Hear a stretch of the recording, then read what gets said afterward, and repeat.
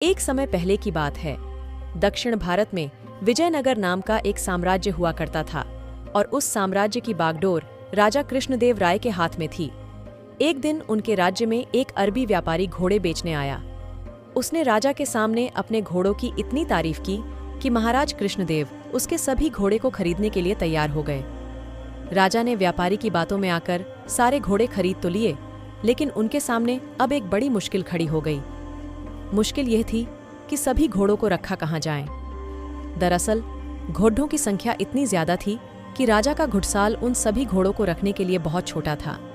इस समस्या से निपटने के लिए राजा ने एक उपाय निकाला और सभी दरबारियों के साथ पूरी प्रजा को हाजिर होने का आदेश दिया।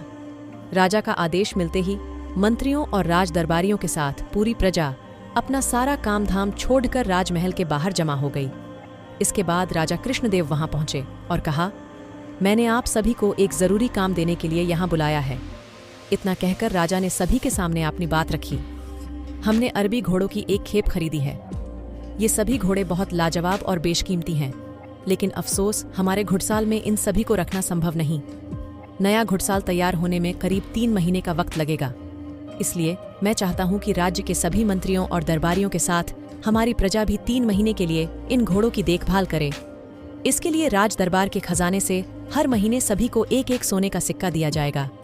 महीने में एक सोने के सिक्के के बदले घोड़ों को संभालना और उनके चारे पानी का प्रबंध करना बहुत ही मुश्किल था, लेकिन कोई भी इस संबंध में कुछ न बोल सका, क्योंकि आखिर राजा का आदेश जो था। फिर क्या सभी एक एक घोड़ा लेकर अपने घर की ओर चल दिए। वहीं एक घोड़ा तेनालीराम को भी मिला। तेनालीराम बहुत ही बुद्धिमान और चतुर था। वह अपने घोड़े को ले गया और घर के पीछे घास फूस की छोटी सी घुड़साल बनाकर घोड़े को वहां बांध दिया। राज्य की सारी प्रजा राजा के क्रोध से बचने के लिए अपना पेट काटकर घोड़ों की खूब सेवा करने लगी। वहीं तेनालीराम घुड़साल में बनी छोटी सी खिड़की से घोड़े को हर रोज थोड़ा सा ही चारा देता। देखते ही देखते 3 महीने पूरे हो गए। समय पूरा होने के बाद सभी को राजमहल फिर से बुलाया गया।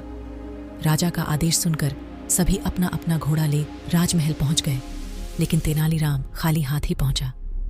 तेनालीराम के साथ घोड़ा न देख राजा हैरान हुए और उससे घोड़ा न लाने की वजह पूछी।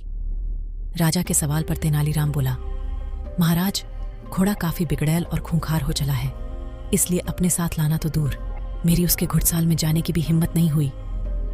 तेनालीराम की बात सुनते ही राजगुरु बोले, महाराज, तेनालीराम झूठ बोल रहा है।